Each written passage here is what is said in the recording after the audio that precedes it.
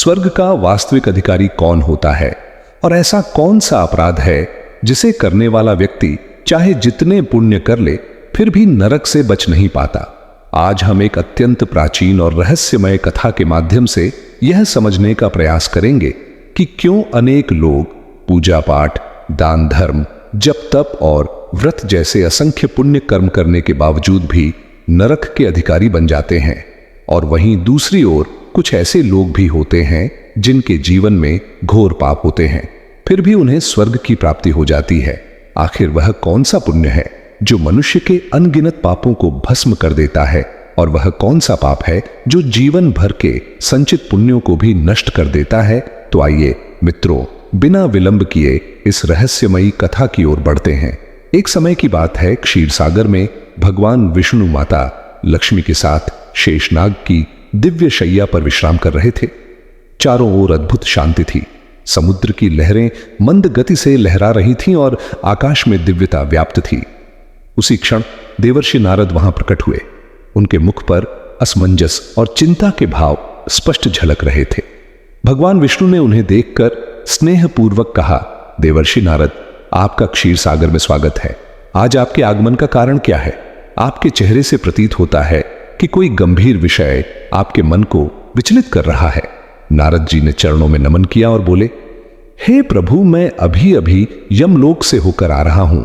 वहां मैंने एक ऐसी घटना देखी जिसने मेरी समझ को भ्रमित कर दिया। मैंने देखा कि कुछ सदाचारी और पुण्यशील आत्माएं नरक की ओर ले जाई जा रही थीं, और वहीं कुछ ऐसे व्यक्ति जिन्होंने अपने जीवन में पाप किए थे स्वर्ग की ओर प्रस्थान कर रहे थे। हे नारायण, यह देखकर मेरा मन अत्यंत व्याकुल हो उठा। कृपया मुझे बताइए, कौन स्वर्ग जाता है और कौन नरक? इसका निर्णय किस आधार पर होता है? भगवान विष्णु मंद मुस्कान के साथ बोले, देवर्षि, संसार में कर्मों का मूल्यांकन केवल बाहरी आचरण से नहीं होता। मनुष्य का भाव, उद्देश्य और अंतर्मन की शुद्धता ही उसके कर्मों का वास्तविक फल निर्धारित करती है। कई बार जो कर्म बाहर से पुण्य प्रतीत होते हैं वे भीतर से पाप बन जाते हैं, और जो कर्म देखने में पाप लगते हैं वे किसी महान पुण्य का कारण भी बन सकते हैं। इस विषय को समझाने के लिए मैं तुम्हें एक अत्यंत पुरातन कथा सुनाता हूं। इस कथा को सुनने मात्र से मनुष्य के असंख्य पाप नष्ट हो जाते हैं और उसे विष्णु लोक की प्राप्ति होती है। नारद जी बोले, हे प्रभु, आपके श्रीमुख से इस कथा का श्रवण करना मेरे लिए परम सौभाग्य है। मैं इसे पूर्ण श्रद्धा से सुनूंगा और लोक कल्याण के लिए इसका प्रचार भी करूंगा। इसके पश्चात भगवान विष्णु कथा आरंभ करते हैं। देवर्षि, प्राचीन काल में मध्य देश के एक नगर में एक ही दिन 5 व्यक्तियों की मृत्यु हो जाती है। मृत्यु के पश्चात वे पांचों आत्माएं यमलोक पहुंचती हैं। यमलोक का दृश्य अत्यंत भयानक था। विशाल स्वरूप वाले यमराज स्वर्ण निर्मित सिंहासन पर विराजमान थे। उनके समीप चित्रगुप्त बैठे थे, जिनके पास प्रत्येक प्राणी के कर्मों का पूर्ण लेखा जोखा था। यमदूत आत्माओं को आगे बढ़ा रहे थे। कहीं करुण चित्तकार सुनाई दे रहा था, तो कहीं कुछ आत्माएं निश्चिंत और प्रसन्न भाव से आगे बढ़ रही थीं। एक ओर स्वर्ग के द्वार से दिव्य प्रकाश फैल रहा था, तो दूसरी ओर नरक के द्वार से प्रचंड अग्नि की लपटें उठ रही थीं। इस भयावह दृश्य को देखकर वे पांचों आत्माएं भय से कांप उठीं और आपस में अपने अपने जीवन कर्मों की चर्चा करने लगी। उन 5 में से 4 ने जीवन भर अनेक पाप कर्म किए थे, और उन्हें यह भली भांति ज्ञात था कि उनका मार्ग नरक की ओर ही जाएगा। उन चारों में एक कुख्यात चोर था, दूसरी एक वेश्या थी, तीसरा एक विद्वान ब्राह्मण था जिसने ज्ञान का दुरुपयोग किया था, और चौथा राजा की सेना का एक सैनिक था जिसने निर्दोषों पर अत्याचार किए थे। 5वां व्यक्ति एक समृद्ध किसान था जिसका जीवन देखने में साधारण प्रतीत होता था। अब वे सभी अपने अपने कर्मों के फल भोगने के लिए तैयार खड़े थे, और एक एक करके आत्माओं को यमराज के समक्ष प्रस्तुत किया जा रहा था। चारों आत्माएं एक दूसरे की ओर देखने लगी। वातावरण भारी था, मानो हर सांस के साथ बीते पापों का बोझ और गहरा होता जा रहा हो। सबसे पहले वह व्यक्ति आगे आया जो जीवन भर चोरी करता रहा था। उसका शरीर कांप रहा था, होंठ सूखे थे और आंखों में शर्म व पश्चाताप साफ झलक रहा था। उसने भारी मन से कहा, भाइयों, मेरा नाम हरिदास है। मैं यह स्वीकार करता हूं कि मेरा पूरा जीवन गलत रास्तों पर बीता। मैंने दूसरों की संपत्ति पर हाथ डाला, कई परिवारों को कष्ट दिया और कई बार तो अनजाने में उनका जीवन भी अंधकार में धकेल दिया। मुझे पता था कि मैं जो कर रहा हूं वह अधर्म है, फिर भी परिस्थितियों ने मुझे ऐसा करने पर मजबूर कर दिया। घर में भूख थी, काम का कोई साधन नहीं था और समाज ने मुझे कभी अपनाया ही नहीं। चोरी से जो कुछ मिला उसी से मैंने अपनों को जीवित रखा। लेकिन आज जब पीछे मुड़कर देखता हूं तो आत्मा रो उठती है। ना जाने कितनों को मैंने दुखी किया। अब यमराज का दंड मेरा इंतजार कर रहा है। मुझे भय है कि मुझे नरक की असहनीय पीड़ाएं सहनी होंगी। यह कहते कहते उसकी आंखें भर आईं, आंसू गालों पर लुढ़कने लगे और उसका सिर लज्जा से झुक गया। उसके बाद एक स्त्री आगे बढ़ी। उसके चेहरे पर वर्षों की पीड़ा और थकान साफ दिखाई दे रही थी। उसकी आवाज में टूटन थी, जैसे हर शब्द के साथ उसका हृदय और भारी हो रहा हो। वह बोली, मेरा नाम कमलिनी है।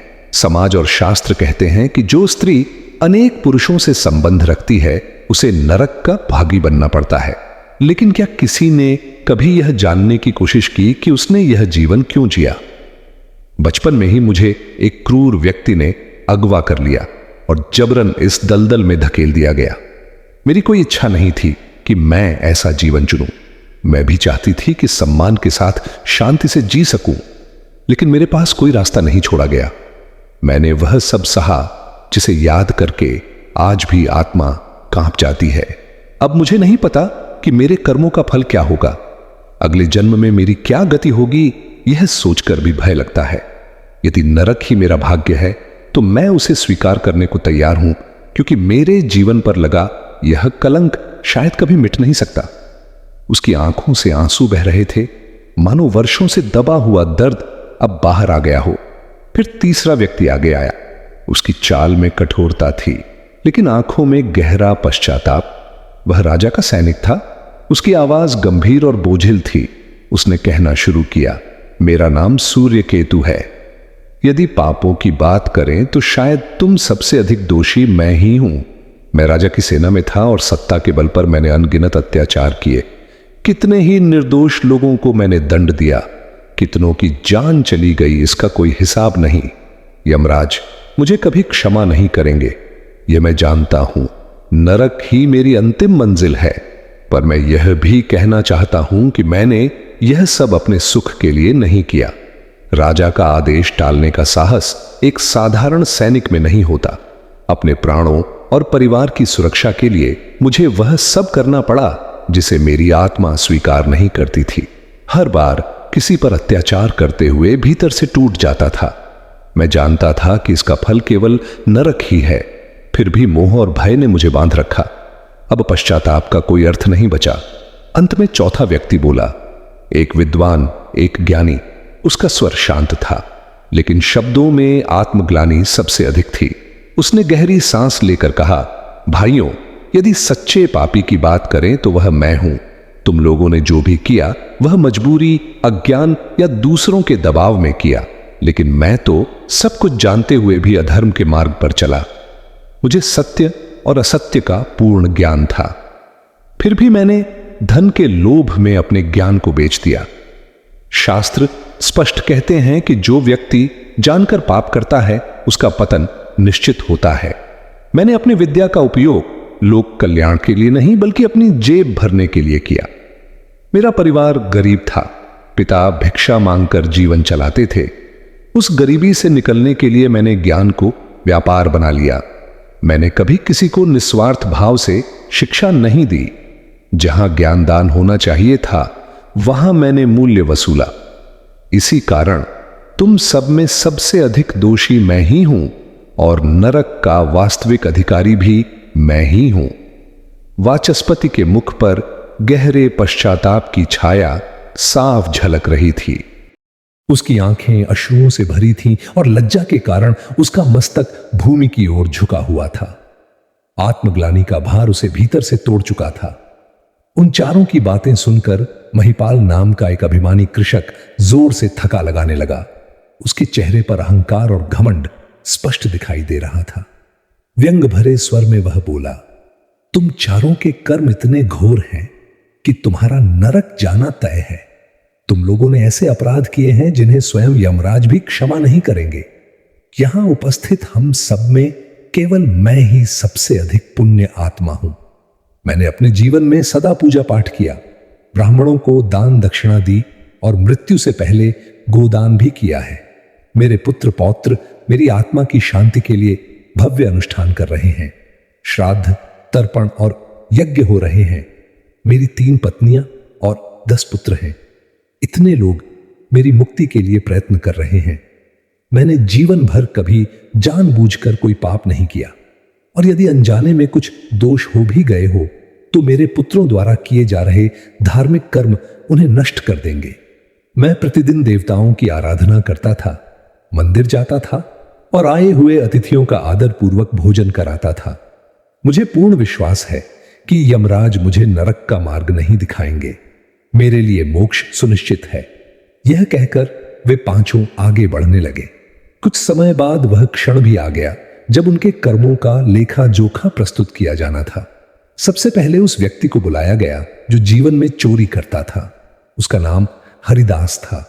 चित्रगुप्त ने उसके सभी कर्मों का विवरण खोला और यमराज ने ध्यान पूर्वक उसके पाप और पुण्य का तुलनात्मक विचार किया। लंबे चिंतन के पश्चात यमराज ने निर्णय सुनाया। हरिदास को स्वर्ग का अधिकार प्राप्त होगा। यह सुनकर हरिदास स्तब्ध रह गया। उसे अपने कानों पर विश्वास नहीं हुआ। उसकी आंखें विस्मय से फैल गई और हृदय आनंद से भर उठा। वह श्रद्धा और कृतज्ञता के साथ स्वर्ग द्वार की ओर बढ़ गया। इसके बाद कमलिनी को बुलाया गया। चित्रगुप्त ने उसके जीवन के कर्मों का संपूर्ण विवरण प्रस्तुत किया। यमराज ने गहन विचार के बाद उसके कर्मों का मूल्यांकन किया और अंततः उसे भी स्वर्ग में प्रवेश की अनुमति दे दी। यह निर्णय सुनते ही कमलिनी की आंखों से आंसू बह निकले। वह स्वयं आश्चर्य में थी कि इतनी बड़ी भूलों के बावजूद उसे दया प्राप्त हुई। बिना कुछ कहे वह नम आंखों से स्वर्ग की ओर प्रस्थान कर गई। तीसरे क्रम में सूर्यकेतु नामक सिपाही को बुलाया गया। उसके भी जीवन के सभी कर्मों का हिसाब प्रस्तुत हुआ। यमराज ने कुछ समय तक विचार किया और फिर उसे भी स्वर्ग जाने का आदेश दिया। सूर्यकेतु के चेहरे पर अजीब सा भाव था, पश्चाताप और संतोष का मिश्रण। उसे अपने किए गए गलत कार्यों का गहरा दुख था, किंतु साथ ही वह कृतज्ञता के भाव से भरकर स्वर्ग की दिशा में आगे बढ़ गया। अब क्रम आया उस विद्वान ब्राह्मण का जिसका नाम वाचस्पति था। चित्रगुप्त ने उसके जीवन के समस्त कर्मों की पुस्तक खोली और गहनता से उसके कार्यों का अवलोकन किया। कुछ क्षणों तक गंभीर विचार के बाद यमराज ने अपना निर्णय सुनाया। वाचस्पति, तुम स्वर्ग के अधिकारी हो। यह सुनते ही वाचस्पति स्तब्ध रह गया। उसके मन में तुरंत विचार आया, मैंने तो अपने जीवन में अनेक त्रुटियां की हैं, फिर भी मुझे स्वर्ग क्यों? यह निर्णय उसे भीतर तक हिला गया, किंतु धर्मराज के वचन को स्वीकार कर उसने भी शांत भाव से स्वर्ग की दिशा में कदम बढ़ा दिए। चारों को स्वर्ग की ओर जाते देख वह संपन्न कृषक भीतर से जलने लगा। उसके मन में पीड़ा और क्रोध उमड़ पड़ा। वह सोचने लगा, यह कैसा न्याय है? जिन लोगों ने गंभीर अपराध किए वे स्वर्ग जा रहे हैं, और मैंने जो जीवन भर पुण्य कमाया उसका क्या मूल्य? यदि पापी और पुण्यात्मा एक ही स्थान पर जाएंगे तो फिर धर्म का मार्ग अपनाने का अर्थ ही क्या है? उसी क्षण यमदूतों ने उसे कठोरता से आगे धकेला और गर्जना करते हुए कहा, चल आगे बढ़, अधर्मी तेरा स्थान नरक में है, यमराज तुझे क्षमा नहीं करेंगे। यह सुनकर वह किसान भय से कांपने लगा। घबराए स्वर में वह बोला, नहीं, मैं स्वर्ग में जाने योग्य हूं, मैंने कोई पाप नहीं किया है। कहते कहते वह यमराज के सम्मुख खड़ा हो गया। चित्रगुप्त ने उसके कर्मों का पूरा विवरण निकाला और पाप पुण्य का तुलनात्मक मूल्यांकन किया। धीरे धीरे स्पष्ट हो गया कि उसके अधर्म का भार उसके पुण्य से कहीं अधिक था। यमराज ने कठोर स्वर में कहा, दुष्ट, तूने ऐसा अपराध किया है जो तुझे नरक का अधिकारी बनाता है। इतना सुनते ही वह किसान भय से थर थर कांपने लगा और करुण स्वर में बोला, हे धर्मराज, यह तो अन्याय है। मैंने तो सदैव पुण्य ही किया है, मुझे नरक क्यों? मुझसे पहले जो 4 लोग आए थे वे तो घोर अपराधी थे, उन्हें आपने स्वर्ग दिया और मुझे दंड यमराज गंभीर स्वर में बोले, अज्ञान में किए गए पाप क्षम्य हो सकते हैं, किंतु तूने जो अपराध किया है वह जानबूझकर और अहंकारवश किया गया। तेरे उसी एक कर्म ने तेरे समस्त पुण्य का फल नष्ट कर दिया। यदि तू वह अपराध ना करता तो तू भी स्वर्ग का अधिकारी होता, किंतु अपने घमंड और आत्ममोह के कारण तूने स्वयं अपने लिए नरक का मार्ग चुना है, इसलिए अब तुझे दंड भोगना ही होगा। राज ने गंभीर स्वर में कहा, हरिदास ने अपने अतीत में चोरी जैसा अपराध अवश्य किया था, किंतु उसने कभी किसी निर्धन, असहाय या निर्दोष व्यक्ति को हानि नहीं पहुंचाई। उसका निशाना केवल वे लोग होते थे जो धन के मद में चूर और घमंडी थे। जो कुछ भी उसने प्राप्त किया उसका बड़ा भाग उसने भूखे, बेसहारे और जरूरतमंद लोगों के लिए अन्न और जल की व्यवस्था में लगा दिया। उसका अंतकरण करुणा से भरा हुआ था और जीवन भर उसने अनेकों भूखों की प्यास और भूख मिटाई। उसके सत्कर्म उसके अपराधों से कहीं अधिक भारी पड़े, इसी कारण उसे स्वर्ग का द्वार प्राप्त हुआ। यह सुनते ही महिपाल ने अपना मस्तक झुका लिया। उसकी दृष्टि में गहरी ग्लानि झलकने लगी, परंतु धर्मराज ने उसे अधिक सोचने का अवसर दिए बिना आगे कहा, और वह कमलिनी जिसे तुम केवल एक वेश्या के रूप में देखते हो, उसने यह मार्ग अपनी इच्छा से नहीं चुना था।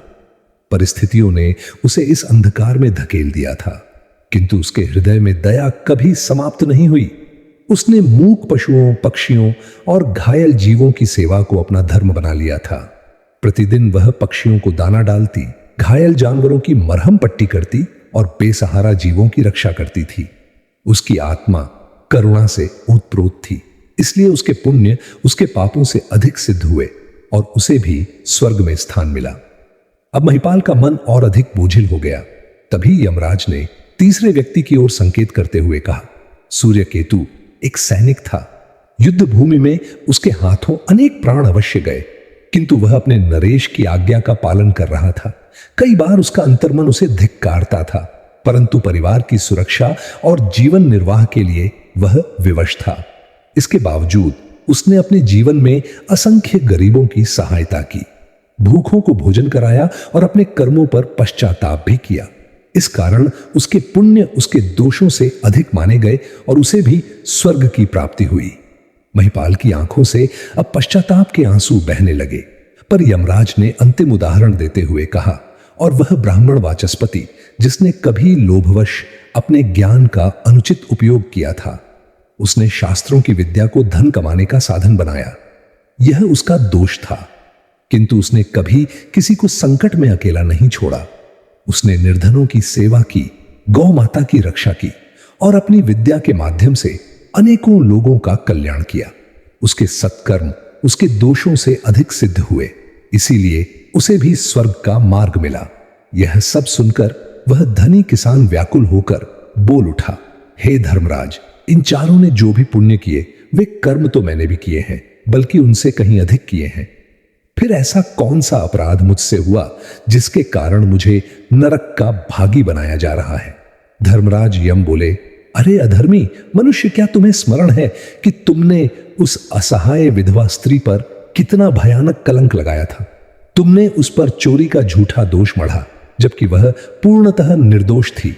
इतना ही नहीं, तुमने उसके चरित्र पर भी कीचड़ उछाला, उसे व्यभिचारिणी और पतिता कहकर समाज में अपमानित किया।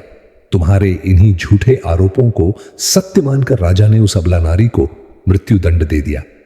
यमराज आगे कहते हैं, महिपाल, यह सत्य है कि तुमने अपने जीवन में अनेक अच्छे कर्म किए, दान, पूजा और सेवा, किंतु एक ही पाप ने तुम्हारे समस्त पुण्य भस्म कर दिए। जिस स्त्री की जान तुम्हारे असत्य के कारण गई, वही अपराध तुम्हारे लिए विनाश का कारण बना। मनुष्य के जीवन में किए गए हर कर्म का फल निश्चित होता है, चाहे वह पुण्य हो या पाप, परंतु किसी निर्दोष पर झूठा आरोप लगाना सबसे भयानक अपराध है, जिसका कोई प्रायश्चित नहीं होता। इसलिए तुम्हें नरक का मार्ग अपनाना ही होगा। यह सुनते ही महिपाल भय से थर थर कांपने लगा। कांपती हुई आवाज में उसने कहा, हे धर्मराज, मेरा उद्देश्य किसी की हत्या करना नहीं था। मुझे यह जा नहीं था कि मेरे शब्द इतने घातक सिद्ध होंगे। मैंने तो केवल अपने धन की सुरक्षा के लिए ऐसा कहा था। यमराज कठोर स्वर में बोले, अरे अज्ञानी, ब्रह्म हत्या, चोरी, मद्यपान जैसे महापापों से भी मनुष्य पश्चाताप द्वारा मुक्त हो सकता है। किंतु जो व्यक्ति जानबूझकर या स्वार्थवश किसी निर्दोष पर झूठा आरोप लगाता है, उसके लिए कोई क्षमा नहीं।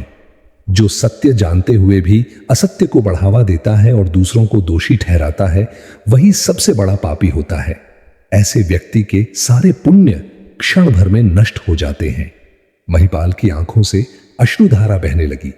वह टूटे स्वर में बोला, हे धर्मराज, मैंने जीवन भर दान पुण्य किया, देवताओं की आराधना की, ब्राह्मणों की सेवा की। मैंने कभी कल्पना भी नहीं की थी कि मेरा यह एक दोष मेरे सारे पुण्य हर लेगा।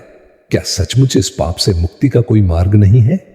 यमराज ने उसे निहारते हुए कहा, नहीं महिपाल, जिस स्त्री की प्रतिष्ठा तुमने नष्ट की, उसकी आत्मा का विलाप तुम्हारे हर पुण्य पर भारी पड़ गया।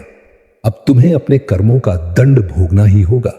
इतना कहकर यमराज ने यमदूतों को आदेश दिया कि उस पापी किसान को नरक की ओर ले जाया जाए।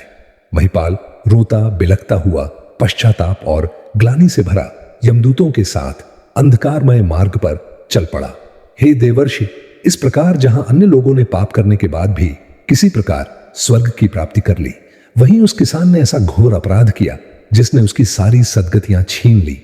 किसी असहाय स्त्री पर झूठा कलंक लगाना, उसके चरित्र को लांछित करना, यह सबसे जघन्य पाप है।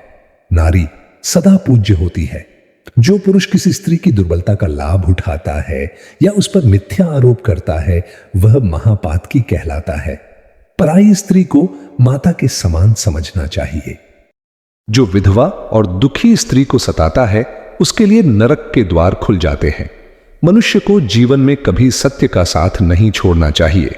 सत्य के मार्ग पर चलने से ही स्वर्ग की प्राप्ति संभव है। असत्य का सहारा लेने से मनुष्य के सारे पुण्य नष्ट हो जाते हैं। तो मित्रों, इस कथा से यही शिक्षा मिलती है कि कभी भी किसी निर्दोष पर झूठा आरोप ना लगाएं। सत्य जानते हुए भी झूठ का समर्थन ना करें, क्योंकि ऐसे पाप को यमराज भी क्षमा नहीं करते। यदि आपको यह कथा पसंद आई हो तो वीडियो को लाइक अवश्य करें, कमेंट में जय श्री कृष्ण जरूर लिखें और चैनल को सब्सक्राइब करना न भूलें। आप सभी का हृदय से धन्यवाद। क्या सच में कलयुग का अंत करीब है? गीता में श्री कृष्ण ने अर्जुन से कहा था, जब जब धर्म की हानि होगी और अधर्म बढ़ेगा, तब तब मैं अवतार लूंगा। आज हम उसी रहस्य से जुड़े एक अत्यंत गढ़ विषय पर चर्चा करने जा रहे हैं। कलयुग का अंत। कल के पुराण और गरुड़ पुराण में कलयुग के अंतिम चरण के बारे में ऐसे रहस्यमयी वर्णन मिलते हैं जिन्हें पढ़कर किसी के भी मन में डर और जिज्ञासा एक साथ जाग उठती है। आने वाले समय की कल्पना मात्र से ही मन विचलित हो सकता है, क्योंकि जो घटनाएं बताई गई हैं वे अत्यंत भयानक और चौंकाने वाली हैं। यह केवल धार्मिक कल्पना नहीं, बल्कि शास्त्रों में दर्ज वह दिव्य भविष्यवाणी है जो मानव जाति को सावधान करने के लिए दी गई है। आरसी मुनि और विद्वान मानते हैं कि इन ग्रंथों को समझना केवल आस्था का विषय नहीं, बल्कि जीवन जीने की चेतावनी भी है, ताकि हम अपने कर्मों और आचरण को सुधार सकें। इस वीडियो में हम विस्तार से जानेंगे कि कलयुग का अंत कैसे होगा, किन संकेतों के आधार पर यह बताया गया है और मनुष्य को इससे क्या सीख लेनी चाहिए। इसीलिए अंत तक हमारे साथ बने रहा, क्योंकि यह यात्रा न केवल धार्मिक होगी बल्कि गहन चिंतन की ओर भी ले जाएगी। सबसे पहले हमें यह समझना होगा कि हिंदू धर्म में समय को 4 युगों में विभाजित किया गया है: सतयुग, त्रेता युग, द्वापर युग और कलयुग। इन चारों युगों का अपना महत्व है और हर युग के साथ धर्म, सत्य और नैतिकता का स्तर धीरे धीरे कम होता जाता है, जबकि अधर्म और पाप बढ़ते जाते हैं। शास्त्रों के अनुसार कलयुग की कुल अवधि 432 वर्ष बताई गई है। इसका उल्लेख भागवत पुराण, विष्णु पुराण, लिंग पुराण और अन्य धर्म ग्रंथों में मिलता है। माना जाता है कि कलयुग की शुरुआत महाभारत युद्ध के तुरंत बाद हुई थी। वर्तमान समय में लगभग 5000 वर्ष बीत चुके हैं, यानी अभी भी करीब 4,27,000 वर्ष बाकी हैं। लेकिन इन ग्रंथों में कलयुग के अंतिम चरण के ऐसे लक्षण बताए गए हैं जो आज के समय में हमें देखने को मिल रहे हैं, जैसे नैतिक पतन, लोभ, हिंसा और धर्म से दूरी। अब समय आ गया है कि हम उन पवित्र कथाओं को जानें जिनमें कलयुग के अंत का वर्णन मिलता है। आगे हम आपको बताएंगे कलयुग के अंतिम समय में क्या क्या होगा, कैसे धर्म की पुनः स्थापना होगी और अंत में भगवान विष्णु का कल की अवतार कैसे प्रकट होगा। तो तैयार हो जाइए, क्योंकि यह कहानी जितनी रोमांचक है उतनी ही चिंताजनक भी। महाभारत का महासंग्राम समाप्त होने के बाद जब धर्मराज युधिष्ठिर हस्तिनापुर के राज सिंहासन पर विराजमान हुए, तब राज्य में शांति तो स्थापित हो गई थी, लेकिन उनके मन में गहन उथल पुथल चल रही थी। युद्ध के बाद विजय का आनंद तो था, परंतु भविष्य को लेकर उनके हृदय में अनेक आशंकाएं जन्म ले रही थीं। द्वापर युग अब अपने अंतिम चरण में था और कलयुग के आगमन के स्पष्ट संकेत दिखाई देने लगे थे। युधिष्ठिर का मन बार बार यही सोचकर व्याकुल हो उठता था कि आने वाले युग में मनुष्य का आचरण कैसा होगा। क्या धर्म जीवित रहेगा? क्या सत्य की कोई महत्ता बचेगी, या फिर संसार लोभ, स्वार्थ और अधर्म में डूब जाएगा? उनके भीतर यह भी प्रश्न गूंज रहा था कि क्या भविष्य के मनुष्य धर्म और अधर्म में भेद कर पाएंगे, या मोह माया के जाल में फंसकर अपने कर्तव्यों से भटक जाएंगे। इन गंभीर चिंताओं से मुक्त होने के लिए उन्होंने अपने चारों भाइयों भीम, अर्जुन, नकुल और सहदेव के साथ भगवान श्री कृष्ण से मार्गदर्शन लेने का निर्णय किया। युधिष्ठिर ने अपने भाइयों को सभा में बुलवाया। उस समय अर्जुन, जो सदैव युद्ध के लिए तत्पर रहते थे, शांत स्वर में बोले, हे ज्येष्ठ भ्राता, आज आप इतने चिंतित क्यों प्रतीत हो रहे हैं? क्या किसी शत्रु ने हस्तिनापुर पर आक्रमण करने की हिम्मत की है? यदि ऐसा है तो मुझे आज्ञा दीजिए, मैं तुरंत जाकर उसका विनाश कर दूंगा। यह सुनकर युधिष्ठिर ने गंभीर दृष्टि से अर्जुन की ओर देखा और धीमे स्वर में कहा, हे पार्थ, मैं तुम्हारी वीरता और पराक्रम से भली भांति परिचित हूं। इस संसार में ऐसा कोई शत्रु नहीं जो हस्तिनापुर पर आक्रमण करने का साहस कर सके। मेरी चिंता किसी युद्ध या बाहरी संकट से नहीं, बल्कि कलयुग के आगमन से है। मुझे भय है कि आने वाले समय में मानवता किस दिशा में जाएगी। क्या धर्म जीवित रहेगा या अधर्म का साम्राज्य स्थापित होगा? तब भीम, जो अपने बड़े भाई के प्रति असीम श्रद्धा रखते थे, बोले, हे भ्राता, आपकी यह चिंता हमारे हृदय को भी अशांत कर रही है। कृपया हमें बताइए, आखिर ऐसा कौन सा संकट आने वाला है? युधिष्ठिर ने गंभीर स्वर में उत्तर दिया, हे भीम, तुम्हारा कहना उचित है। एक ऐसा युग आने वाला है जो अत्यंत कठिन और विकट होगा। मैं कल युग के प्रभावों के बारे में सोचकर चिंतित हूं। इसलिए मैंने निश्चय किया है कि हमें द्वारिका जाकर श्री कृष्ण से परामर्श करना चाहिए। केवल वही हमें इस दुविधा से मुक्त कर सकते हैं और सही मार्ग दिखा सकते हैं। यह सुनकर सभी पांडवों ने एकमत होकर युधिष्ठिर के निर्णय का समर्थन किया। अर्जुन ने गंभीर स्वर में कहा, आप बिल्कुल सही कह रहे हैं ज्येष्ठ भ्राता। इस समय यदि कोई हमें सही मार्ग दिखा सकता है तो वह केवल श्री कृष्ण ही हैं। वे त्रिकालदर्शी हैं और भविष्य के रहस्यों को जानते हैं, अतः हमें शीघ्र ही उनके दर्शन करने चाहिए। भीम ने भी उत्साह के साथ अपना समर्थन देते हुए कहा, हे धर्मराज, आप जहां भी चलेंगे मैं आपके साथ हूं। यदि कलयुग का संकट आ रहा है तो हमें उसका सामना करने के लिए भगवान श्री कृष्ण का मार्गदर्शन अवश्य लेना चाहिए। नकुल और सहदेव ने भी बिना किसी संकोच के इस निर्णय पर सहमति जताई और कहा कि यह सबसे उचित कदम है। इस प्रकार सभी पांडव एकमत होकर द्वारिका की ओर प्रस्थान कर गए। जब वे दिव्य और भव्य नगरी द्वारिका पहुंचे तो भगवान श्री कृष्ण ने उनका प्रेम पूर्वक स्वागत किया। नगर का वातावरण दिव्य आभा से परिपूर्ण था। युधिष्ठिर ने श्री कृष्ण के चरणों में शीश नवाया और विनम्र स्वर में बोले, हे केशव, आपको बार बार प्रणाम। आप तो सर्वज्ञ हैं और तीनों कालों को जानते हैं। द्वापर युग अब समाप्ति की ओर है और कलयुग के लक्षण स्पष्ट दिखाई देने लगे हैं। मैं जानना चाहता हूं कि कलयुग में मनुष्य का स्वभाव कैसा होगा, वह किन कर्मों में लिप्त रहेगा और मोक्ष प्राप्ति के लिए उसे किस मार्ग का अनुसरण करना चाहिए। यह सुनकर श्री कृष्ण मंद मंद मुस्कुराए और बोले, हे धर्मराज, आपकी जिज्ञासा अत्यंत प्रशंसनीय है। कलयुग के प्रभावों को समझना केवल आपके लिए ही नहीं बल्कि समस्त मानव जाति के लिए आवश्यक है। किंतु इस प्रश्न का उत्तर केवल शब्दों में देना पर्याप्त नहीं होगा। इसे समझने के लिए आपको स्वयं अनुभव करना होगा। युधिष्ठिर ने उत्सुक होकर पूछा, हे माधव, आप किस प्रकार की परीक्षा की बात कर रहे हैं? हमें क्या करना होगा? श्री कृष्ण ने उत्तर दिया, हे राजन, आपको और आपके चारों भाइयों को अलग अलग दिशाओं में स्थित घने और रहस्यमय वनों में जाना होगा। उन वनों में आपको कई विचित्र और अलौकिक दृश्य दिखाई देंगे। वे दृश्य प्रतीक होंगे उन घटनाओं और परिस्थितियों के जो कलयुग में घटित होंगी। जब आप अपने अनुभव लेकर मेरे पास लौटेंगे और उन्हें बताएंगे, तभी मैं आपको कलयुग के वास्तविक स्वरूप और उसके गूढ़ रहस्यों को समझाऊंगा। युधिष्ठिर ने दृढ़ स्वर में कहा, हे केशव, जैसी आपकी आज्ञा, आप जिस दिशा की ओर संकेत करेंगे हम वहीं जाने के लिए तैयार हैं। श्री कृष्ण ने आदेश दिया, आप सब अलग अलग दिशाओं में प्रस्थान करें। उन वनों में यदि कोई असाधारण घटना या रहस्यमय दृश्य दिखाई दे तो उसे ध्यानपूर्वक देखें और स्मरण रखें। लौटकर मुझे विस्तार से बताइए, तभी आप कलयुग के रहस्य को समझ पाएंगे। भगवान की आज्ञा मानकर पांडवों ने अपने रथ वहीं छोड़ दिए और पैदल ही घने वन की ओर चल पड़े। बाहर से वातावरण शांत प्रतीत हो रहा था, पर भीतर एक अनजानी रहस्यमय ऊर्जा प्रवाहित हो रही थी। ऐसा लग रहा था मानो हर वृक्ष, हर पत्ता और हर हवा कोई गढ़ संदेश देना चाहती हो। सभी पांडव अलग अलग दिशाओं में निकल पड़े ताकि वे अधिक से अधिक अनुभव प्राप्त कर सकें। युधिष्ठिर का रहस्यमय अनुभव। युधिष्ठिर गहन अंधकार से भरे एक घने वन में पहुंचे। वहां उन्होंने एक अत्यंत विचित्र दृश्य देखा।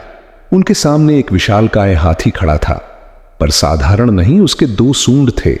वह अपनी दोनों सूंडों से बड़े बड़े वृक्षों को जड़ से उखाड़ रहा था, मानो उसकी शक्ति असीम और अनियंत्रित हो। यह दृश्य देखकर युधिष्ठिर स्तब्ध रह गए। उनके मन में अनेक प्रश्न उठने लगे। यह असामान्य जीव क्या दर्शाता है? क्या यह कलयुग का कोई संकेत है? क्या यह शक्ति का दुरुपयोग है या विनाश का प्रतीक?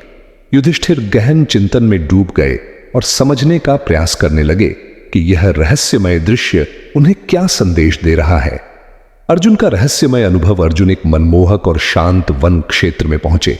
चारों ओर घनी हरियाली, सुगंधित पुष्प और रंग बिरंगे पक्षियों की मधुर आवाजें वातावरण को दिव्य बना रही थीं। ऐसा लग रहा था मानो प्रकृति स्वयं ध्यान में लीन हो। इसी शांति के बीच अचानक अर्जुन की दृष्टि एक अत्यंत विचित्र दृश्य पर पड़ी। उनके सामने एक विशालकाय पक्षी खड़ा था। उसके विस्तृत पंखों पर वेदों के मंत्र और धार्मिक चिन्ह अंकित थे, जिससे वह ज्ञान और पवित्रता का प्रतीक प्रतीत हो रहा था। परंतु अगले ही क्षण जो उन्होंने देखा, उससे वे स्तब्ध रह गए। वही पक्षी अचानक मृत जीवों का मांस खाने लगा। यह दृश्य देखकर अर्जुन गहन चिंतन में डूब गए। उनके मन में प्रश्न उठने लगा, यह कैसा विरोधाभास है? एक ओर दिव्य ज्ञान और वेदों की पवित्रता और दूसरी ओर हिंसा और मांसाहार। यह दृश्य उन्हें कलयुग की जटिलता का संकेत देता प्रतीत हुआ। भीम का विचलित कर देने वाला अनुभव। भीम एक विस्तृत हरे भरे चरागाह में पहुंचे, जहां गायों का विशाल झुंड शांति से विचरण कर रहा था। चारों ओर हरियाली और प्राकृतिक सौंदर्य फैला हुआ था। तभी उनकी दृष्टि एक ऐसा दृश्य पर पड़ी जिसने उनके मन को झकझोर दिया। एक गाय ने अभी अभी अपने बछड़े को जन्म दिया था और ममता के वश में आकर उसे बार बार चाट रही थी, लेकिन अत्यधिक स्नेह और चाटने के कारण बछड़ा घायल हो गया और उसके शरीर से रक्त बहने लगा। यह देखकर भीम अचंभित रह गए और उनके मन में विचार आया, यह कैसी ममता है जो अपने ही बच्चे को पीड़ा दे रही है? क्या कभी प्रेम भी विनाश का कारण बन सकता है? यह दृश्य उन्हें कलयुग में प्रेम, स्वार्थ और अज्ञान के विकृत रूप का प्रतीक लगा। सहदेव का गूढ़ अनुभव।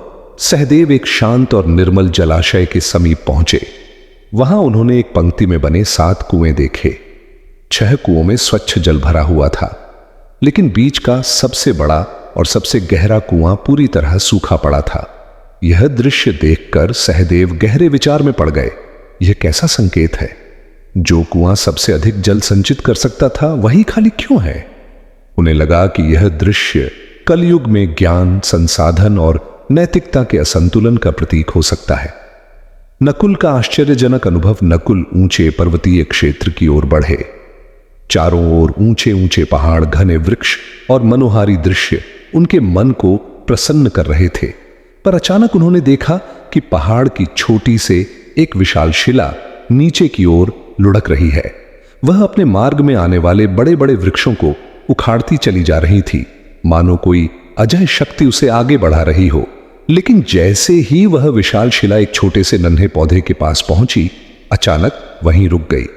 यह देखकर नकुल अचंभित रह गए और सोचने लगे, यह कैसे संभव है? इतनी विशाल शिला को यह छोटा सा पौधा कैसे रोक सका? उन्हें लगा कि यह दृश्य कलयुग में विनम्रता, सत्य और आस्था की शक्ति का प्रतीक हो सकता है। पांडवों की वापसी। संध्या होते ही सभी पांडव अपने अपने अनुभव लेकर वन से लौट आए और सीधे द्वारिका में श्री कृष्ण के पास पहुंचे। उनके मन में अनेक प्रश्न थे। इन विचित्र दृश्यों का अर्थ क्या है? यह कलयुग से कैसे जुड़े हैं? भगवान श्री कृष्ण इन्हें किस रूप में समझाएंगे? उन्होंने एक एक करके अपने अपने अनुभव विस्तार से सुनाने लगे। युधिष्ठिर का अनुभव और उसका अर्थ। सबसे पहले युधिष्ठिर ने विनम्र स्वर में कहा, हे जगदीश, मैंने वन में एक विशाल हाथी देखा जिसके 2 सूंड थे। वह अपनी दोनों सूंडों से वृक्षों को उखाड़ रहा था। यह दृश्य मेरे लिए अत्यंत विचित्र था। यह सुनकर श्री कृष्ण ने हल्की मुस्कान के साथ उत्तर दिया, हे धर्मराज, यह दृश्य कलयुग के शासकों का प्रतीक है। आने वाले समय में राजा और शक्तिशाली लोग दोहरे चरित्र वाले होंगे। वे बाहर से न्याय, धर्म और नीति की बात करेंगे, लेकिन भीतर से अपनी प्रजा का शोषण करेंगे। वे दोनों ओर से केवल अपने लाभ के बारे में सोचेंगे, न कि जनता के कल्याण के बारे में। अर्जुन का अनुभव और उसकी व्याख्या। इसके बाद अर्जुन बोले, हे प्रभु, मैंने एक विशाल पक्षी देखा जिसके पंखों पर वेदों के मंत्र अंकित थे, परंतु वही पक्षी मृत जीवों का मांस खा रहा था। श्री कृष्ण ने गंभीर स्वर में कहा, हे पार्थ, यह दृश्य कलयुग के तथाकथित विद्वानों का प्रतीक है। आने वाले युग में कई लोग स्वयं को ज्ञानी और धर्मगुरु कहेंगे, परंतु उनका हृदय पवित्र नहीं होगा। वे धर्म ग्रंथों का उपयोग केवल धन, मानसमान और शक्ति प्राप्त करने के लिए करेंगे। उनके कर्म उनके ज्ञान के विपरीत होंगे। भीम का अनुभव और उसका संदेश। फिर भीम ने कहा, हे केशव, मैंने देखा कि एक गाय अपने नवजात बछड़े को अत्यधिक छांट रही थी, जिससे वह घायल हो गया। श्री कृष्ण ने समझाते हुए कहा, हे भीम, यह दृश्य कलयुग में माता पिता के अति स्नेह का प्रतीक है। वे अपने बच्चों से अत्यधिक मोह करेंगे, लेकिन यह प्रेम उनके विकास में बाधा बनेगा। वे अपने बच्चों को कठिनाइयों से बचाने के चक्कर में उन्हें कमजोर बना देंगे। इस प्रकार अति ममता भी दुख का कारण बनेगी। सहदेव का अनुभव और उसका अर्थ। इसके बाद सहदेव बोले, हे प्रभु, मैंने 7 कुएं देखे, उनमें से 6 जल से भरे हुए थे, लेकिन बीच का सबसे गहरा कुआं पूरी तरह सूखा था। श्री कृष्ण ने उत्तर दिया, हे सहदेव, यह दृश्य कलयुग के समाज का प्रतिबिंब है। लोग बाहर से धनी, संपन्न और शक्तिशाली दिखाई देंगे, परंतु उनके भीतर दया, करुणा और सहानुभूति का अभाव होगा। उनके पड़ोस में कोई भूखा या पीड़ित होगा, फिर भी वे उसकी सहायता नहीं करेंगे। स्वार्थ और संवेदनहीनता इस युग की सबसे बड़ी पहचान होगी। नकुल का अनुभव और उसकी व्याख्या।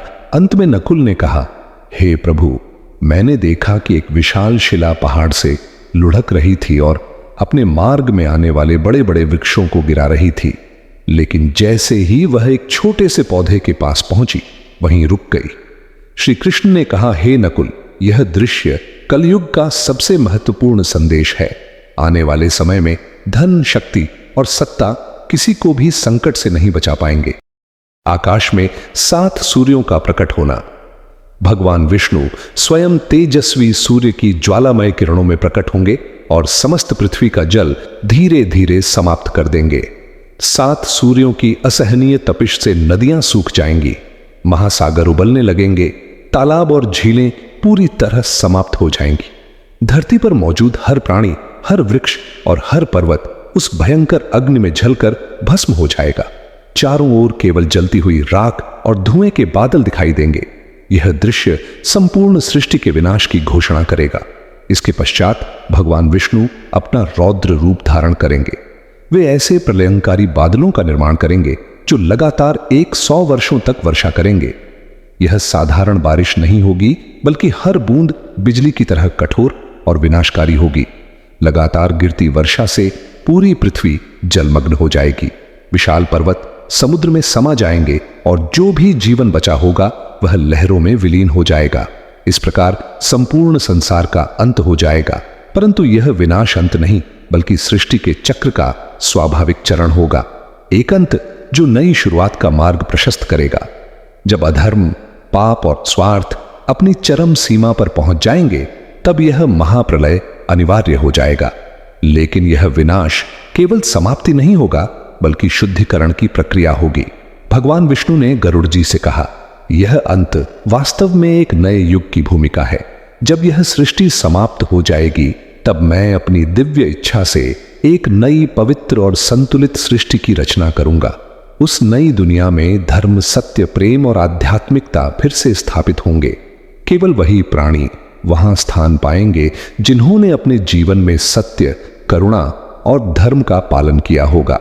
यह कथा हमें यह सिखाती है कि चाहे परिस्थितियां कितनी भी कठिन क्यों ना हो, हमें कभी भी धर्म और सच्चाई का मार्ग नहीं छोड़ना चाहिए। यही मार्ग हमें प्रलय के बाद आने वाली नई सृष्टि में स्थान दिलाएगा और हमारे जीवन को सार्थक बनाएगा।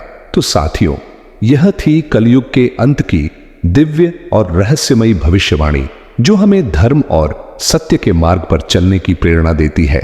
अगर आपको यह आध्यात्मिक कथा पसंद आई हो तो अभी वीडियो को लाइक करें, अपने मित्रों और परिवार के साथ साझा करें और ऐसे ही रोचक, रहस्यमयी और धार्मिक कथाओं के लिए हमारे चैनल को सब्सक्राइब करना ना भूलें।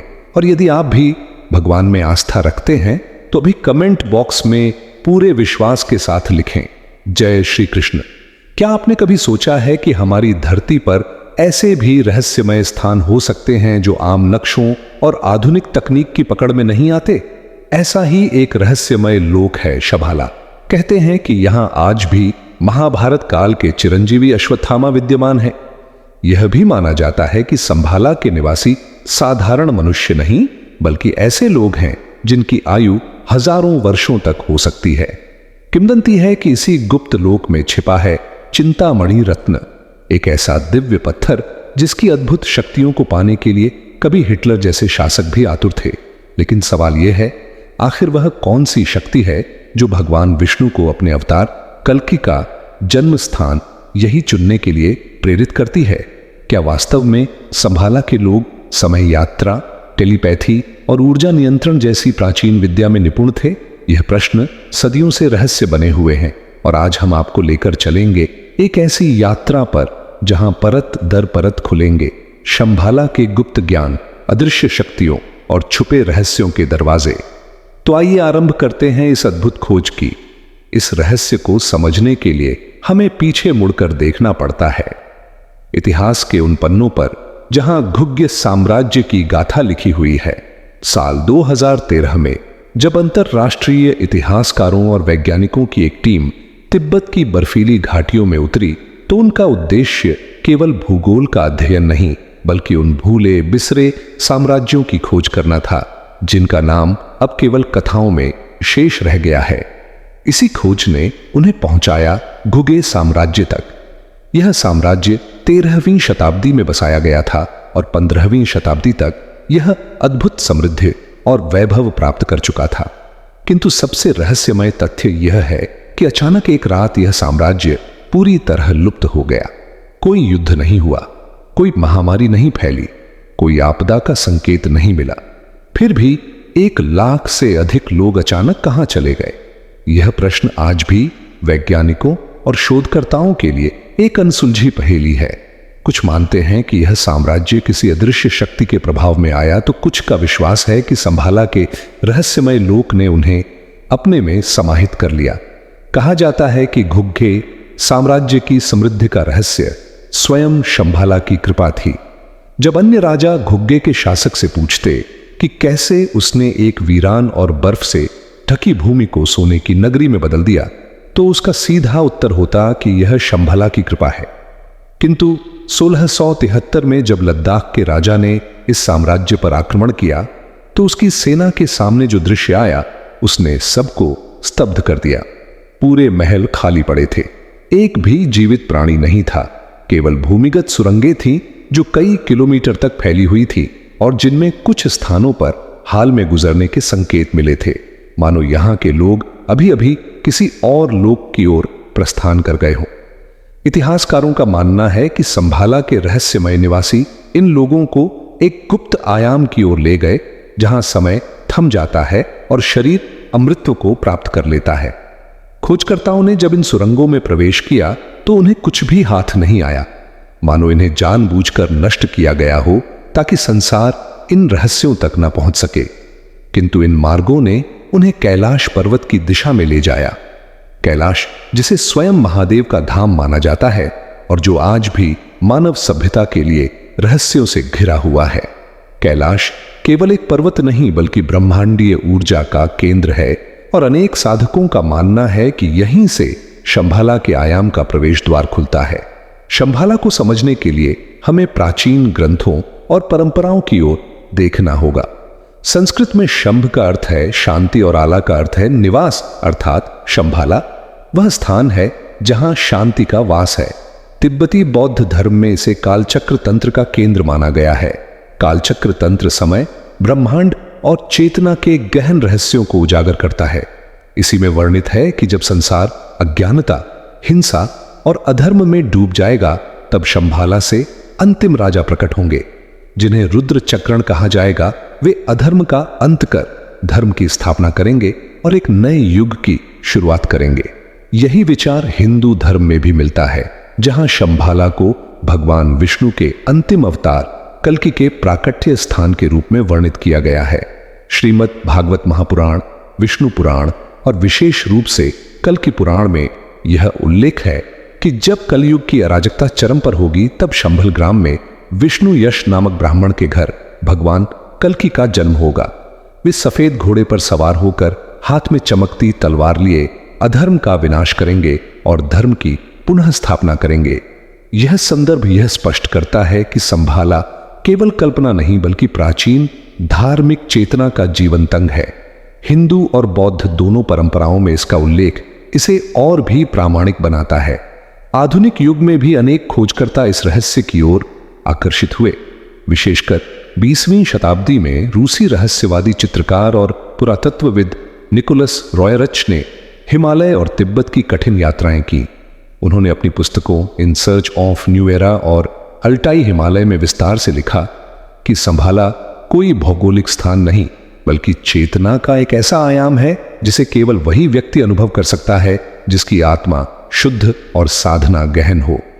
1927 में उन्होंने स्वयं आकाश में एक अजीब सी उड़ती वस्तु देखी, जिसे उन्होंने शंभाला की उपस्थिति का संकेत माना। उन्होंने यह भी लिखा कि शंभाला का रहस्य जुड़ा है चिंतामणि पत्थर से। यह कोई साधारण रत्न नहीं बल्कि एक दिव्य तत्व है जो ब्रह्मांडीय ऊर्जा और चेतना का स्रोत है। किंवदंतियों के अनुसार यही पत्थर शंभाला की कुंजी है जो साधकों को उच्चतम चेतना की ओर ले जा सकता है और संपूर्ण मानवता को एक नए युग में प्रवेश करा सकता है। शंभाला की चर्चा केवल प्राचीन ग्रंथों तक सीमित नहीं बल्कि विश्व के अनेक रहस्यमय स्थानों से भी इसका संबंध जोड़ा जाता है, जैसे उत्तराखंड की रूपकुंड झील, जिसे कंकालों की झील कहा जाता है। यहां सैकड़ों वर्षों से सैकड़ों मानव कंकाल बिखरे पड़े हैं। 2019 की डीएनए जांच से पता चला कि यह लोग अलग अलग कालखंडों में मरे थे, कुछ 1000 वर्ष पहले तो कुछ केवल कुछ शताब्दियों पूर्व। किंतु इन सब की मृत्यु का कारण आज भी रहस्य है। क्या यह झील संभाला की यात्रा का कोई पड़ाव थी या यह लोग उस लोक तक पहुंचने का प्रयास कर रहे थे? यह प्रश्न शोधकर्ताओं को अभी भी परेशान करता है। शंभाला को कभी कभी ज्ञानगंज, सिद्धाश्रम और सांग्रीला के नाम से भी जाना जाता है। भारतीय योग परंपरा में इसे वह स्थान माना गया है जहां महान आर्षि, योगी और चिरंजीवी साधक अब भी साधना कर रहे हैं। महाभारत के समय से चिरंजीवी अश्वत्थामा का वास भी यहीं बताया गया है। यह नगरी केवल भौतिक स्वरूप की नहीं बल्कि चेतना का आयाम है। यहाँ के निवासी केवल शरीर से नहीं बल्कि आत्मा और चेतना से भी परिपूर्ण होते हैं। उनके पास ऐसी शक्तियां होती हैं जो आज की तकनीक और विज्ञान से भी परे हैं, जैसे टेलीपोर्टेशन, टाइम ट्रैवल और एलियंस से संपर्क। इसलिए आधुनिक विज्ञान चाहे कितनी भी प्रगति कर ले, शंभाला आज भी मानचित्र और उपग्रह छवियों से परे है, मानो यह किसी अन्य ब्रह्मांडीय स्तर पर स्थित हो। शंभाला का वास्तविक रहस्य शायद यही है कि यह एक स्थान नहीं बल्कि एक अवस्था है, एक ऐसी चेतना जिसमें प्रवेश केवल वही कर सकता है जिसकी आत्मा शुद्ध और जिसका मन सांसारिक इच्छाओं से परे हो। तिब्बती साधक मानते हैं कि जब कोई साधक गहन साधना और कालचक्र दीक्षा प्राप्त करता है, तभी वह संभाला के आयाम तक पहुंच सकता है। वहां समय थम जाता है और आत्मा मोक्ष का अनुभव करती है। यही कारण है कि संभाला का रहस्य केवल भौगोलिक नहीं बल्कि आध्यात्मिक है। यह हमें अपने भीतर झांकने के लिए प्रेरित करता है। यह प्रश्न पूछने के लिए विवश करता है कि क्या जीवन केवल मृत्यु तक सीमित है या मृत्यु के पार भी कोई और जगत है। संभाला इसी प्रश्न का उत्तर है। यह हमें बताता है कि जब संसार में धर्म संकट में होगा, तब यह दिव्य नगरी स्वयं प्रकट होगी और मानवता का मार्गदर्शन करेगी। यही कारण है कि संभाला का रहस्य कभी समाप्त नहीं होगा। यह आज भी उतना ही जीवंत है जितना हजारों वर्ष पहले था और शायद आने वाले युग में यह स्वयं अपने रहस्यों को प्रकट करेगा। जब हम शंभाला के रहस्यों की गहराई में उतरते हैं, तो हमें केवल इसके भौगोलिक या ऐतिहासिक पहलू ही नहीं मिलते, बल्कि इसके साथ जुड़े हुए ऐसे गुप्त विज्ञान भी सामने आते हैं जो सामान्य मनुष्य की समझ से बहुत परे हैं। संभाला को केवल एक आध्यात्मिक साम्राज्य नहीं बल्कि एक ऐसा स्थान माना गया है जहां ब्रह्मांडीय ऊर्जाओं का संतुलन और नियंत्रण होता है। तिब्बती भिक्षुओं और भारतीय साधकों की परंपरा में यह उल्लेख मिलता है कि संभाला के निवासी साधारण मनुष्य जैसे नहीं होते। उनके पास ऐसे ज्ञान और शक्तियां होती हैं जिन्हें आधुनिक विज्ञान पैरानॉर्मल या सुपरनेचुरल कहकर टाल देता है। लेकिन जो साधक इसे अनुभव कर चुके हैं, उनके अनुसार यह किसी कल्पना की बात नहीं बल्कि चेतना की उच्चतम अवस्था का विज्ञान है। इन गुप्त विज्ञानों में सबसे पहला नाम आता है टेलीपैथी का, यानी मन से मन के संवाद का। कहा जाता है कि संभाला में किसी को शब्दों, भाषा या लिखावट की आवश्यकता नहीं होती, क्योंकि वहां के निवासी अपनी मानसिक तरंगों से ही विचारों का आदान प्रदान कर लेते हैं। उनके विचार इतनी सूक्ष्म और शक्तिशाली ऊर्जा में परिवर्तित होते हैं कि सामने वाला बिना बोले ही समझ जाता है। तिब्बती लामाओं के अनुसार यह शक्ति किसी भी साधक को तब प्राप्त होती है जब वह अपने मन की चंचलता को पूरी तरह शांत कर लेता है और अपनी चेतना को ब्रह्मांड की तरंगों से मिला लेता है। आधुनिक विज्ञान में भी इस दिशा में कुछ प्रयोग हुए हैं, जहां ब्रेन वेव्स के जरिए टेलीपैथिक कम्युनिकेशन की कोशिश की गई है। लेकिन संभाला की टेलीपैथी उससे कहीं आगे है, क्योंकि वहां यह केवल विचारों तक सीमित नहीं रहती बल्कि भावनाओं और अनुभवों का भी आदान प्रदान कर सकती है। इसके बाद आता है योग और ध्यान की पराकाष्ठा का विज्ञान। हिंदू और बौद्ध ग्रंथों में बताया गया है कि संभाला के लोग योग की ऐसी अवस्थाओं को प्राप्त कर चुके हैं जिन्हें साधारण मनुष्य सदियों की साधना के बाद भी नहीं पा सकता। वहां के लोग कुंडलिनी शक्ति को पूर्ण रूप से जागृत कर चुके हैं। उनकी सातों चक्र पूरी तरह सक्रिय हैं और वे अपनी चेतना को इच्छा अनुसार भौतिक जगत से ऊपर उठा सकते हैं। योग के इसी विज्ञान से जुड़ा है लघु देह का रहस्य, यानी अपनी देह को इतना सूक्ष्म बना लेना कि वह सामान्य आंखों से दिखाई ना दे। यह भी कहा जाता है कि संभाला के साधक इच्छा अनुसार कहीं भी प्रकट या अदृश्य हो सकते हैं। भारतीय योगियों की कहानियों में भी यह शक्ति मिलती है, जिसे अणिमा और लघिमा सिद्ध कहा गया है।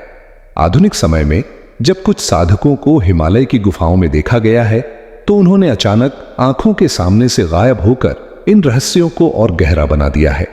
शंभाला के गुप्त विज्ञानों में तीसरा और सबसे बड़ा महत्व है ऊर्जा नियंत्रण का। ब्रह्मांड अनगिनत प्रकार की ऊर्जाओं से बना है। सूर्य की ऊर्जा, पृथ्वी की चुंबकीय शक्ति, आकाशीय विकिरण और जीवित प्राणियों की प्राण शक्ति।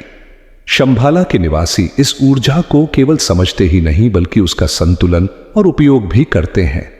कहा जाता है कि उनके पास ऐसे क्रिस्टल या धातुएं हैं जिनमें ब्रह्मांडीय ऊर्जा को संग्रहित करने और दिशा देने की क्षमता है। कुछ विद्वानों ने इसे वज्र या डोरजे से जोड़ा है, जिसका उल्लेख बौद्ध धर्म में मिलता है।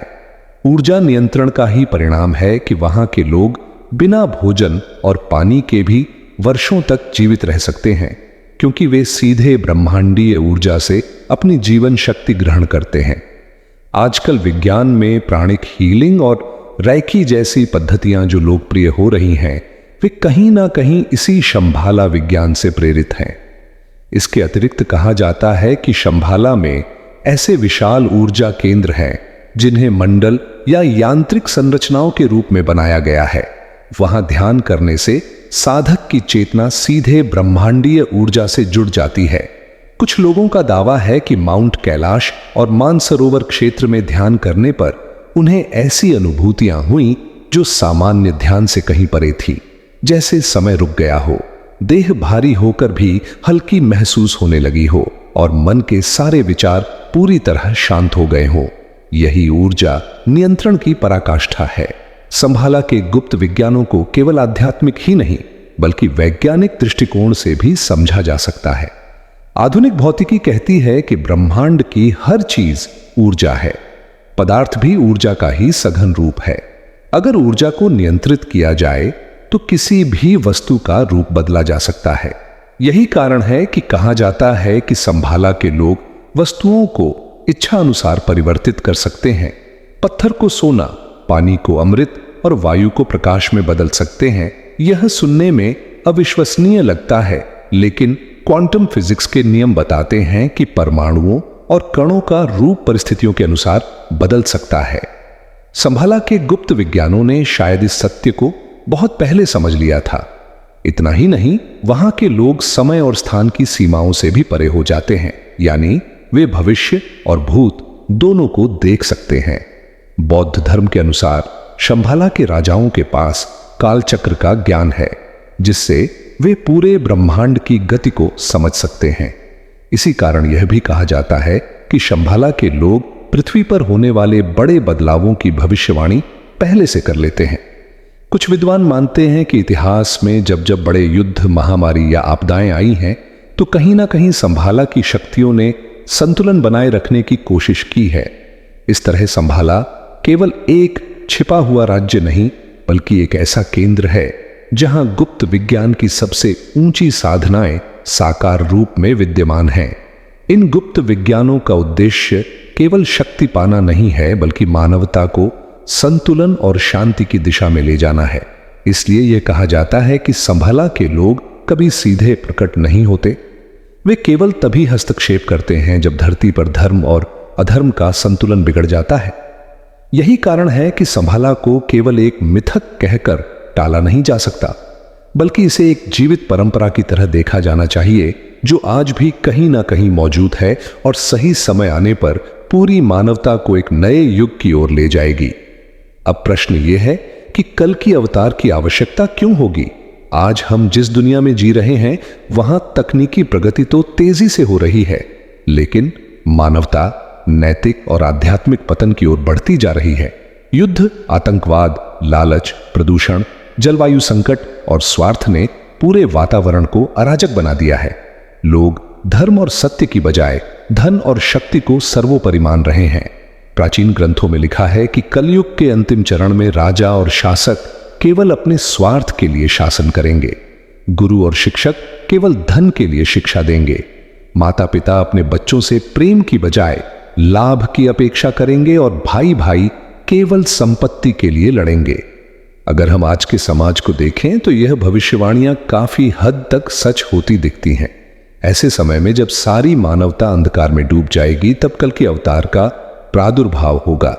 कहा जाता है कि वे एक सफेद घोड़े पर सवार होकर हाथ में चमकती तलवार लिए प्रकट होंगे और अधर्म का संहार करेंगे। लेकिन यह तलवार केवल धातु की नहीं होगी, बल्कि इसे ज्ञान की तलवार भी कहा गया है। यानी कल की केवल युद्ध और हिंसा से नहीं, बल्कि सत्य और ज्ञान की शक्ति से अधर्म का नाश करेंगे। अब अगर हम शंभाला की परंपरा को देखें तो बौद्ध धर्म में भी एक ऐसी ही भविष्यवाणी है जिसे काल चक्र तंत्र कहा जाता है। इसके अनुसार शंभाला में 32 महान राजा होंगे और जब संसार अंधकार से भर जाएगा तब शंभाला का अंतिम राजा रुद्र चक्रण प्रकट होगा। वह पूरी दुनिया से अज्ञान और अन्याय का अंत करेगा और एक नए स्वर्ण युग की शुरुआत करेगा। यह आश्चर्य की बात है कि हिंदू धर्म के कल के अवतार और बौद्ध धर्म के रुद्र चक्रण की कथाएं एक दूसरे से बिल्कुल मिलती जुलती हैं। दोनों का जन्म संभाला से जुड़ा हुआ है। दोनों का उद्देश्य अधर्म का अंत और धर्म की पुण्य स्थापना है और दोनों एक नए युग की शुरुआत करेंगे। इससे यह प्रश्न और गहरा हो जाता है कि क्या संभाला केवल एक कथा नहीं बल्कि वास्तव में भविष्य का वह केंद्र है जहां से मानवता को नया मार्गदर्शन मिलेगा। कुछ विद्वान मानते हैं कि संभाला की कथा और कल की अवतार की भविष्यवाणी केवल प्रतीक है। सफेद घोड़ा शुद्धता का प्रतीक है, चमकती तलवार ज्ञान और सत्य का प्रतीक है और संभाला उस चेतना का प्रतीक है जो हर साधक के भीतर छिपी है। इस दृष्टिकोण से कल की अवतार का अर्थ यह है कि जब मानवता पूरी तरह अंधकार में डूब जाएगी तब प्रत्येक व्यक्ति के भीतर छिपी दिव्य चेतना जागेगी और वह स्वयं अपने जीवन में अधर्म का अंत करेगा। लेकिन दूसरी ओर कुछ परंपराएं इसे शाब्दिक सत्य मानती हैं। वे कहती हैं कि जैसे श्री राम और श्री कृष्ण ने वास्तव में अवतार लिया था वैसे ही कल के भी वास्तव में अवतरित होंगे और उनका स्थान होगा शंभाला। यही कारण है कि आज भी कई साधक हिमालय, कैलाश और मानसरोवर क्षेत्र में साधना करते हैं ताकि वे उस दिव्य राज्य की झलक पा सकें और सही समय आने पर उस अवतार के साक्षी बन सकें। अगर हम इतिहास की घटनाओं को देखें तो कई बार लगता है कि मानवता संकट के कगार पर आ चुकी थी।